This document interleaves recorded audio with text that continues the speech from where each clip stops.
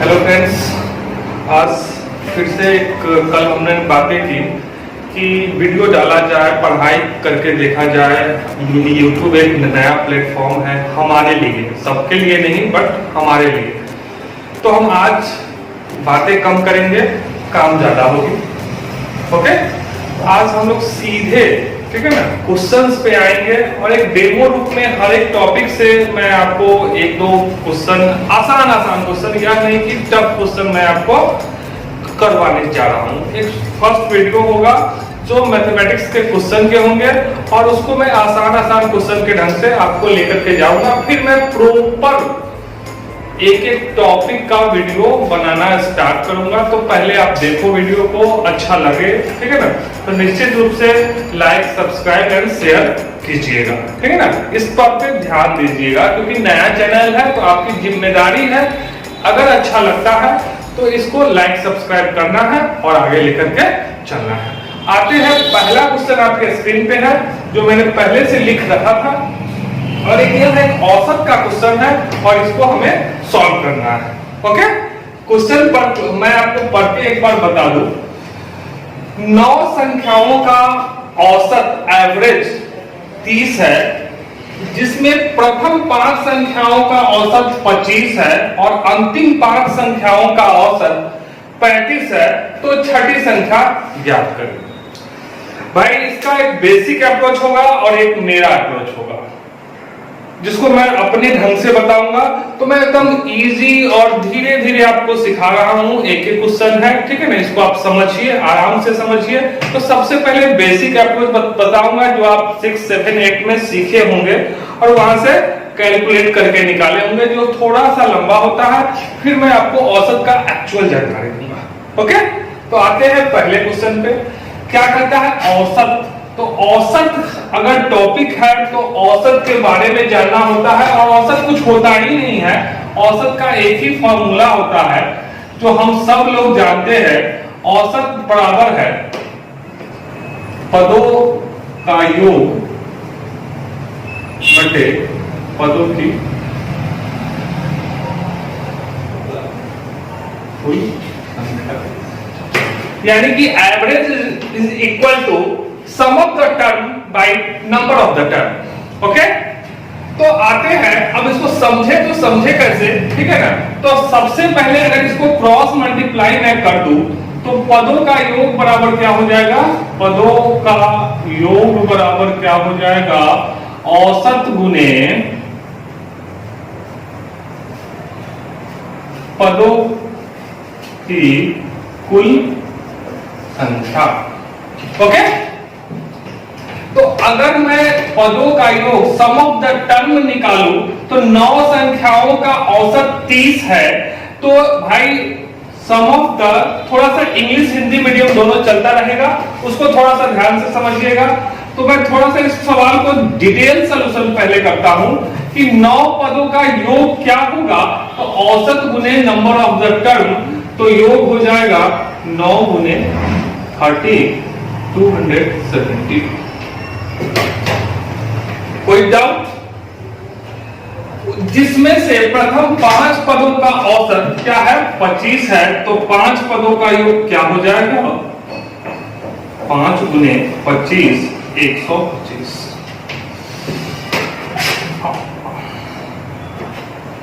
अंतिम 3 संख्याओं का योग, अंतिम 3 संख्याओं का औसत 35 है।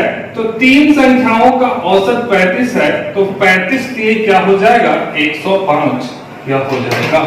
तो भाई नंबर ऑफ टर्म हमारे पास 9 है और इसमें से प्रथम 3 और अंतिम 3 का हमको योग पता है। तो 9 पदों के योग में से अगर हम 5 और 3 8 पदों के योग को सबट्रैक्ट कर देंगे तो 6th टर्म निकल जाएगा। वो मैं बताता हूं आपको कैसे निकलेगा। तो छठी संख्या क्या हो जाएगी? 9 पदों का योग 270 है। 5 और 3 8 पदों का योग हो जाएगा 125 minus 100 plus 150, 270, 230। Answer is 40। Any doubt? Combination 5 3 क्या बताया, कुछ समझ में नहीं आया तो एक ग्राफ पे देखिए अगर ये 9 टर्म है, ये 1 2 3 4 5 6 7 8 9, इसमें से पहला 5 2 2 4 1 5 और अंतिम 3 यह हुआ, तो 9 यह टोटल है और पहले 5 और अंतिम 3 को अगर सबट्रैक्ट करेंगे तो 6 नंबर आएगा कि नहीं आएगा? बिल्कुल आएगा। तो वही काम तो कर दिए कि 9 पद थे, 5 और 3 एक पद को सबट्रैक्ट कर दिए, तो भाई साहब ये वाला सिस्टम आपको निकल के आ जाएगा। कोई दिक्कत? अब बात आई कि या तो बेसिक अप्रोच था, अब दूसरा कौन सा अप्रोच होगा, ठीक है ना? तो एवरेज को पहले थोड़ा सा फील करना होगा। मैथमेटिक्स में फीलिंग होना चाहिए, मैं कहता हूं हर एक चीज में हो या ना हो फीलिंग, गणित में फीलिंग आपको आनी चाहिए। तो फीलिंग क्या है? तो एवरेज को समझना होगा। एवरेज कुछ नहीं होता है, हर एक लोगों को बराबर बराबर हिस्से में बांट दो, एवरेज निकल के आ जाएगा। कोई दिक्कत? Average is nothing but it's a equal distribution method. यह एक मेथड है, इक्वल डिस्ट्रीब्यूशन मेथड, जिसको आपको समझना है। कैसे समझना है ये बात भी मैं बताता हूं आपको। समझना ये है कि अगर 9 लोग हैं तो 9 लोगों का औसत 30 है, तो मानो कि सबके सब 30-30 के हैं, समझे कि नहीं? और जब सबके सब 30 के हैं तो इसमें से प्रथम 5 पर क्या है? 25 है, तो टोटल में क्या है? इसी ग्राफ पे समझ जाओ कि सबके सब 30 है। भाई साहब फिर से ग्राफ डाल देता हूं, रुक जाओ, यहां पे करता हूं, यहां से समझो। और ये बस मैं आपको समझाने के लिए ऐसा कर रहा हूं, ऐसे कोई जरूरत नहीं है कि इसको ग्राफ बनाने की आवश्यकता है। ये है आपका 6th टर्म। प्रथम टोटल सब क्या है? 30 है, एकदम आराम से समझा रहा हूं। ये फील कर लो कि सबके सब क्या है? 30 है टोटल, जिसमें से पहला 5 जो है जो 25 ही है और अंतिम 3 क्या है? 35 है। तो पहले 5 में कितने की कमी आई? तो भाई सब तो 30 था, लेकिन 5 पर कितने की कमी है? 5 की। 25 में से 5 घटाओगे तो क्या आएगा? सॉरी 25 में 30 में से 25 घटाओगे तो क्या आएगा? 5 आएगा। तो भाई 5 की कमी है, कितने लोगों पर 5 की? तो टोटल कमी कितना हो जाएगी? 25 की। इस 3 पर या टोटल 30 है और इस 3 का औसत क्या है? 35 है, तो 5 अधिक है, प्लस 5 कितने पे? 3 पे 15। यहां पे -5, यहां पे 15, तो कितने का डिफरेंस है भाई साहब? कितने का डिफरेंस है? बोलो। 10 का डिफरेंस है। 10 कम रहा है भाई। सबको हम 30-30 माने थे, लेकिन यह 8 आदमी मिलके मुझे 30 से 10 कम दे रहा है, तो हम तो सबको 30-30 माने थे, तो इसको भरपाई करने के लिए 30 प्लस 10 40 इज द आंसर। भाई समझना मुश्किल है, एक बार में एक सवाल से समझना आपको मुश्किल है। जब मैं औसत टोटल पढ़ाऊंगा पूरा, तो आपको धीरे धीरे यह अप्रोच समझ में आएगा। कुछ नहीं है, कितने की कमी है यहीं से सवाल बनेगा। सब तो 30-30 है, 5 पर कितने की कमी है? तो 30 में से 5 गए तो 5, तो 5 गुने 5 25 की कमी हो रही है। कितना अधिक है? तो 30 से 5 अधिक है। तो कितने लोगों पे अधिक है? 3 लोगों पे अधिक है, तो 3 लोगों पे अधिक है, तो 5 गुने 3 15 हो जाएगा। या माइनस में था या प्लस में था, तो 10 की कमी आ गई। 10 की कमी, या कितने लोग मिलके? 8 लोग मिलकर के लेके आ रहे हैं, तो 10 की भरपाई किसको करना होगा? या बाकी जो 1 लोग बचे उसके, तो 10 की भरपाई 30 तो हम सबको माने ही थे, 30 10 40 आपका उत्तर हो गया। समझ में आए फिर भी ठीक है, ना समझ में आए तो जब मैं एवरेज स्टार्ट करूंगा उस समय आपको पूरा समझ में आ जाएगा। कोई दिक्कत? आई होप कि आपको इस मेथड में तो दिक्कत नहीं ही होगा। यह बहुत आसान सा मेथड था, बेसिक अप्रोच था। यह थोड़ा सा सोच वाली बात है, तो इसको आपको सोचना पड़ेगा। आप अभी नहीं सोच पाएंगे। आप देखिए अप्रोच बहुत ही बेहतरीन अप्रोच है, विदाउट पेन आसान कैलकुलेशन का वो आप कर सकते हैं। और मैं आपको कैलकुलेशन भी सिखाऊंगा कि कैसे किया जाता है। आगे चल के मैं 2, 4, 5 कैलकुलेशन का भी वीडियो डालूंगा, ठीक है। तो इस सवाल को मैं यहां से इरेज करता हूं, फिर आगे बढ़ता हूं।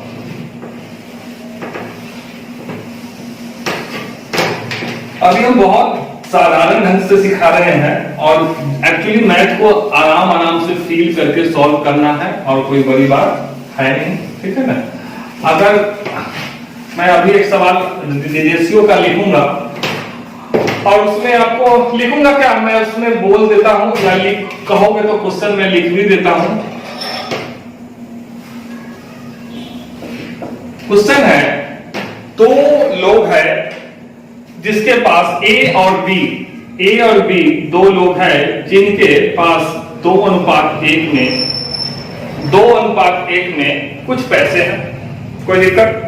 ए और बी के पास 2:1 में कुछ रुपए हैं। ए ने बी को 2 रुपया दे देता है, ए बी को 2 रुपया देता है, तो यह अनुपात 1:1 में हो जाता है। यह अनुपात किसमें हो जाता है? 1:1 में हो जाता है। तो उनके पास कुल कितने धन हैं?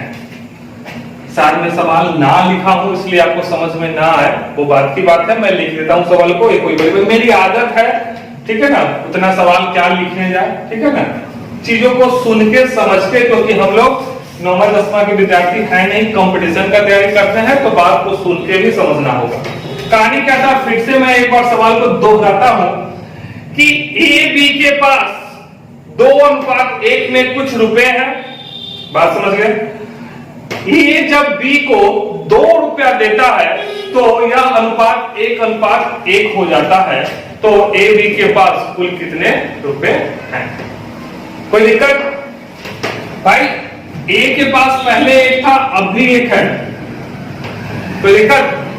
ए के पास पहले भी एक क्या करता है कि 2 रुपया कमाता है, ये कम हो करके इसको दे देता है, फिर भी उसके पास 1:1 में राशि बच जाते हैं। अब इसको बनाएंगे कैसे? अगर आप x मान के सॉल्व करोगे तो थोड़ा सा लंबा जाएगा, नहीं तो मेथड से बनाओगे तो आसानी से हो जाए। तो पहले मैं x मान के आपको बता दूं, a के पास 2x रुपीस है, b के पास x रुपीस है। अगर ए बी को 2 रुपया जब देता है तो यह 2 रुपया माइनस हो जाएगा, और जब इसमें देगा 2 रुपया तो इसको 2 रुपया प्लस हो जाएगा। होगा कि नहीं होगा? बिल्कुल होगा। तो अब अनुपात में लिखे तो 2x - 2 बटे x + 2। अब यह अनुपात क्या होता है? 1:1 हो जाता है। 1:1 हो जाता है, यानी इक्वल हो जाते हैं दोनों। कोई दिक्कत? आप देख लो, क्रॉस मल्टीप्लाई करोगे तो 1:1 है, तो स्वाभाविक सी बात है कि यार बराबर ही होगी। 2x - 2 बराबर x + 2। यहां से आओगे तो क्या हो जाएगा? x, यह इधर आएगा तो x, यह इधर जाएगा तो 4। समझ में आई बात? नहीं आई? x का मान क्या आया? 4। तो पूछ क्या रहा है आपसे कि प्रारंभ में उसके पास कितने धनराशि थे? तो प्रारंभ में कितने थे? 2x और x, 3x। और कुल धनराशि क्या हो जाएगी? 3 इज द आंसर। कोई दिक्कत? नहीं दिक्कत है? चलिए, बहुत अच्छी बात है। अब इसको बनाए तो बनाए कैसे, यह वाली बात है। अब इसको अप्रोच से बनाया जाए तो यह कैसे बनेगा भाई साहब, सोचो, ठीक है ना। बहुत आसान सवाल है। रेशियो इक्वल करना है। रेशियो यहां पे इक्वल है, या 2 माइनस होता है, 2 माइनस होता है तो यह किस पे हो जाता है? 1 पे आ जाता है। लेकिन यहां पे 2 माइनस होता है, यहां पे 2 प्लस भी होता है, ये 2 प्लस भी होता है। तो काम कैसे चलेगा? रेशियो इक्वल करना होगा। रेशियो इक्वल करने में क्या हो जाएगा? इसका सम कितना है? 3 है, इसका सम कितना है? 2 है। दोनों को इक्वल कर दो, यहाँ पे 2 से गुना करो, यहाँ पे 3 से गुना करो। गुना करोगे तो क्या 2 2 जा 4 2 और ये कितने हो जाएंगे 3 और यहाँ पे 3। देखो यहाँ पे एक यूनिट माइनस हो रहा है तो यहाँ पर एक यूनिट प्लस हो रहा है और एक यूनिट दोनों जगह का मान कितना था 2 था कि नहीं था। तो एक यूनिट माइनस एक यूनिट प्लस तो 1 यूनिट बराबर है 2 रुपीज के। तो आपको स्टार्टिंग में कितने थे 6 यूनिट। तो 6 यूनिट का मान क्या हो जाएगा 6 इंटू 2 12 रुपीज। Any doubt? समझे बात को कि नहीं? रेशियो इक्वल करना है। जब मैं एज प्रॉब्लम सिखाऊंगा आपको तो वहां से रेशियो इक्वल होने लगा। हमको पहले 3 रुपया था और बाद में यह कितना हो गया 2। नहीं भाई कैसे हो जाएगा, संभव ही नहीं है कि पहले 3 था अभी भी 3 होना चाहिए। क्योंकि यह 2 रुपया देता भी है तो किसके पास आ जाता है बी के पास आता है। तो पैसा कहीं जा नहीं रहा है तो इसको इक्वल करना होगा। 3 2 कहां पे इक्वल होगा अपने एलसीएम पे इक्वल होगा और 3 2 का एलसीएम होता है 6। तो इसको 6 करने के लिए 2 से मल्टीप्लाई करना होगा, इसको 6 करने के लिए 3 से मल्टीप्लाई करना होगा। 2 से मल्टीप्लाई करोगे तो 2 दूना 4 2 एकम 2 3 एकम 3 3 एकम 3। अब यहां से रेशियो आपको पता चल जाएगा कि 4 से 3 होता है कब जब 2 रुपया माइनस होता है। तो रेशियो का डिफरेंस कितना का है 1 का है। अब इसमें भी 2 रुपया जाता है तो देखो रेशियो का डिफरेंस कितना है 1 का आया। यहां पे ज्यादा हो रहा है यहाँ पे कम हो रहा है। तो भाई एक यूनिट कब यहां से निकलता है तो यहां पे आता है कब जब हम 2 रुपया देते हैं। तो एक यूनिट का वैल्यू हो जाएगा 2। तो टोटल कितना था 4 2 6 4 दूना तो 6 दूना 12। यहां से नहीं काम होगा। आप मत सोचना कि सर स्टार्टिंग में तो 3 ही था वहां से काम आपका नहीं होगा। अब आपका रेशियो इस रेशियो में आएगा तो यहां से काम होने वाला है। कोई दिक्कत? चलिए ये भी क्वेश्चन आपका खत्म हो गया। ठीक है ना। क्वेश्चन क्या था आपको पता होगा कि ए बी के पास 2:1 में था। जब ए बी को 2 रुपया देता है तो अनुपात 1:1 हो जाता है। तो आपको ऐसे सॉल्व करना। चलिए इसको भी मैं इरेज करता हूं। सिर्फ पढ़ाई ही करनी है, ज्यादा बातें नहीं होगी यहां पे। कल फिर मिलते हैं। छोटा सा वीडियो ही है। कल और अच्छे क्वेश्चन के साथ हम आएंगे। चलिए गुड नाइट बाय बाय।